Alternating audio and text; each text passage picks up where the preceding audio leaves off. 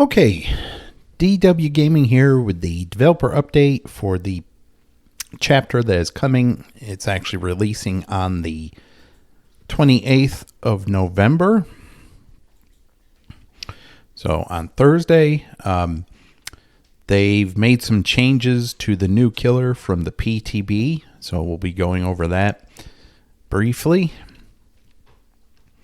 So just start. Welcome to another developer update. We will be focusing on the news content that was tested in the PTB, including the Houndmaster and associated perks. Additional live balance changes that were in the PTB will have their feedback addressed in the hotfixes that follow the chapter release.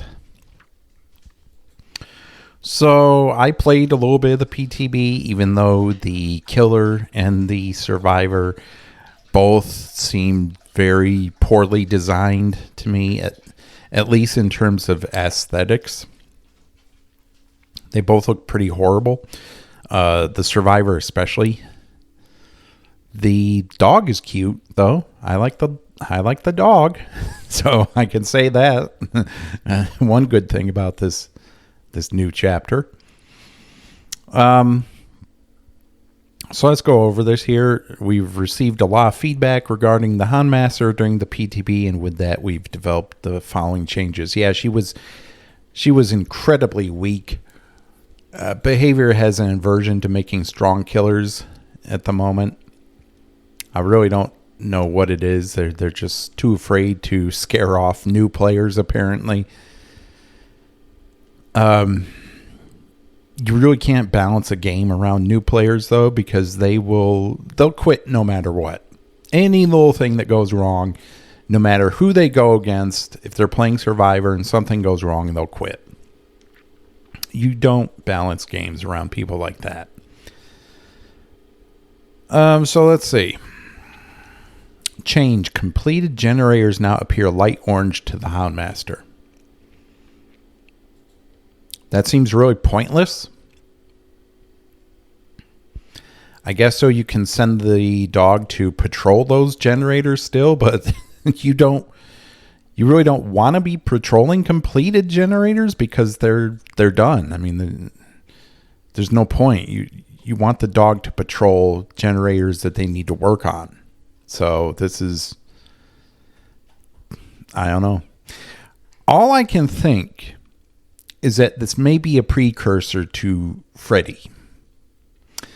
Because Freddy can't teleport to completed generators. They no longer appear on the map when they're completed. So his teleportation power is nullified when all the gens are completed. I'm hoping this is a precursor to change that. And he actually... completed generators will appear light orange to him, and he can actually still teleport to them. That would be a very good change for Freddy. New. Survivors afflicted with Hound Sense now appear bright red to the Houndmaster. Don't know. Don't care. I mean, did we need that? If you play a killer, let's say you're a new player. First of all, this is not the killer you're going to start out with if you're a new player. The killers you want to start playing if you're new are killers like Wraith, killers like Legion, Pig, Myers, any of the simple killers that you don't need to put a lot of thought into and don't have complicated mechanics. This killer is too complicated for new killers. So new players will want to stay away from her.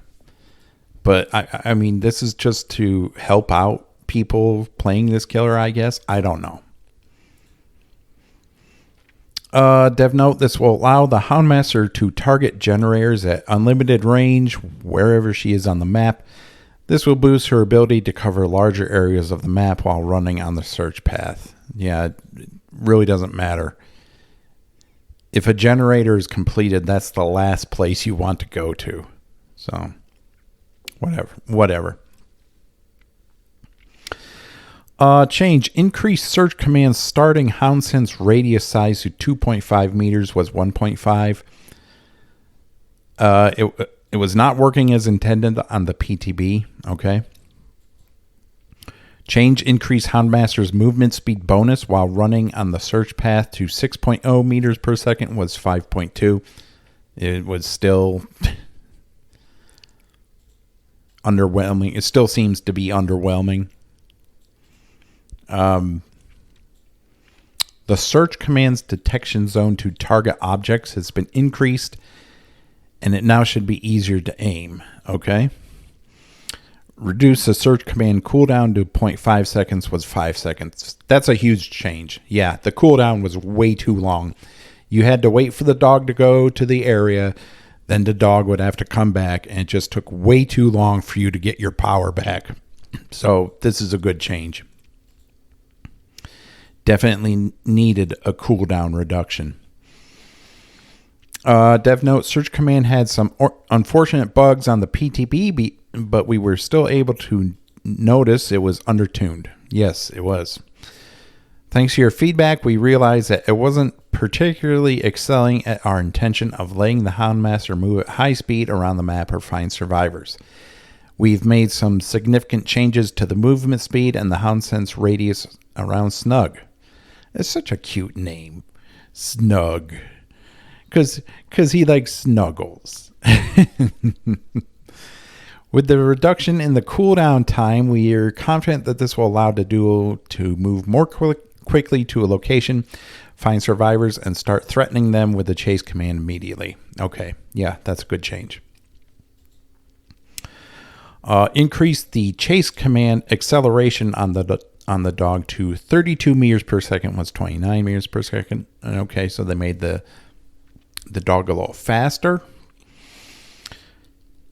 Increase the chase command redirect linger time once the dog completes distance to 1 second was 0.7 seconds. Okay.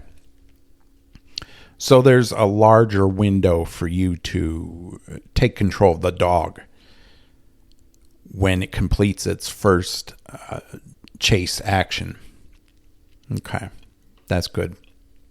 Yeah, I said the window needed to be larger where you could actually take control of the dog. Reduce chase command camera transition time from the Houndmaster to the dog and vice versa when activating redirect to 0.25 seconds was 0.5.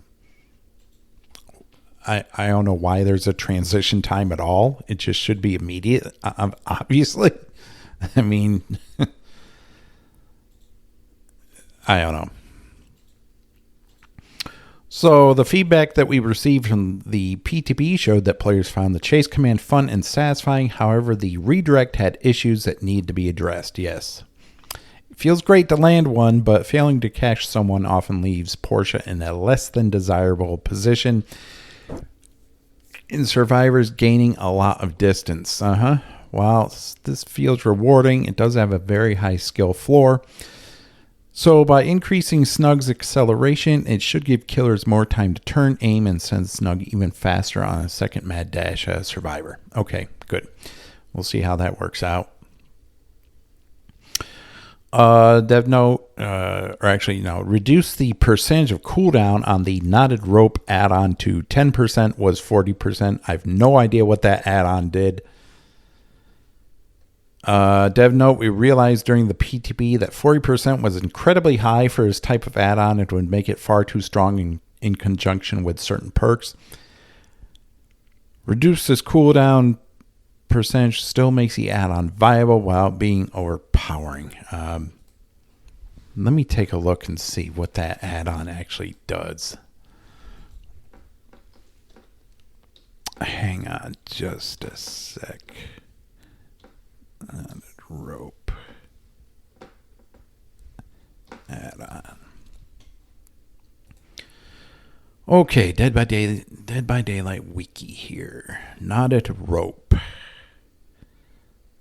Reduces the attack cooldown of a successful basic attack on survivors caught in the grasp of the dog by 40%. So It was basically like save the best for last when the dog had a survivor in its jaws. Did that really need a nerf? I don't think so.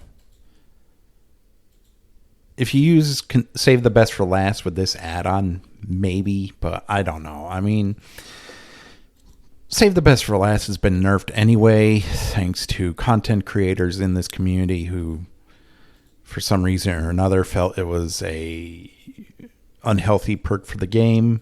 It's not. And now this is nerfed for no reason. I don't think this should have been nerfed. I think she has better add-ons you could use anyway, but I mean, can't have the killer actually be rewarded for getting a survivor with the dog. I mean, that's just not, that's not good game design. I mean, come on. Yeah, that change is unnecessary. Shoulder the burden. This perk should never have been introduced. And from what I understand, we can thank Hot Starva for this perk, which is further proof why no one should listen to that guy when it comes to balance changes in this game. This perk is very problematic. So they've increased the exposed duration to 40 seconds. Honestly, if it's going to be this strong, it should be at least 60 seconds. But at least I feel it needs more of a window when the survivor's exposed. What this perk does is if you're playing Survivor and you're running this perk, let's say the person on the hook that you're going to save is on death hook. So the next time they get hooked, they're out. They're out of the game. Now, when you go to unhook them, before you actually unhook them, you press the action button, and when they're unhooked, one hook state is removed from them and then transferred to you. This perk will do absolutely nothing for solo queue. No solo queue player in their right mind is going to run this perk, because they will not be unhooking randoms and then trading hook states with them. That's just not going to happen.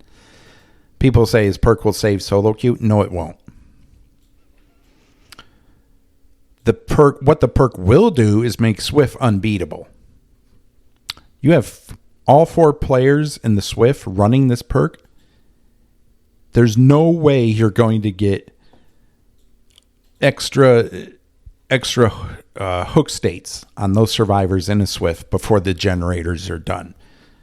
No one in that Swift is going to die if they're running. Even at least 2 people are running this perk, it's going to be unbeatable. What this will do is make solo queue even more of a miserable experience, because every killer who loses to a Swift running this perk will go into the next game and say, okay, I have to play in the sweatiest way possible, even if it's a solo queue team, in order to prevent another loss because of this perk. So they will slug, and they will proxy camp. This will not make solo queue more bearable. It will actually make solo queue more unbearable, because killer players will say, I need to run as sweaty as possible, just because of the mere threat of them having this perk. It's the same thing with Decisive Strike, Off the Record, Unbreakable. Any perk that gives survivors the second chance, the killer players will respond accordingly and try to just end the match as quickly as they possibly can in order to avoid having to deal with this. This was a horrible idea from OTS. It's a horrible idea that the developers have made available to survivors in this game. It's going to make the game extremely unhealthy. I really don't know what they're thinking when they've introduced a perk like this. It will not help solo queue. It will actually hurt solo queue. And it will make Swift undefeatable. So congratulations, developers, for listening to a completely asinine take. A completely asinine idea for this. This perk should not exist. So that will be fun. Look forward to more slugging and more proxy camping. The only way the killer's not going to proxy camp if someone's running this perk is if it's the exposed duration's increased. And 40 seconds is not long enough. It needs to be at least 60. It would be helpful. It would be even more helpful if the survivor who has this perk and unhooked the survivor who's on death hook, if they suffered an injury and were broken for 60 seconds, because then the killer would know exactly who to go for. And I think that's only fair, because if you want to bring, as survivor, if you want to ensure that your teammate doesn't get tunneled, then you should suffer the consequences of bringing this perk, since this perk is extremely broken. It's not going to be fun to go against on Swift. As I said, solo queue won't run it, but they will feel the effects of it for sure. So that's it for the updates. These changes look good, except for the cooldown on the add-on. That wasn't necessary. And for this perk even existing. And this perk should not exist. Not in its current state. But that's it. The update, the chapter drops on the 28th. And I might have some gameplay, depending on how sweaty survivors are. There's a free trial going on of Dead by Daylight, so I might actually get some newer players. Who knows? But I will always endeavor to keep people updated on this channel. Please subscribe, give a like, share, all that good stuff. And I will see everyone in the next video.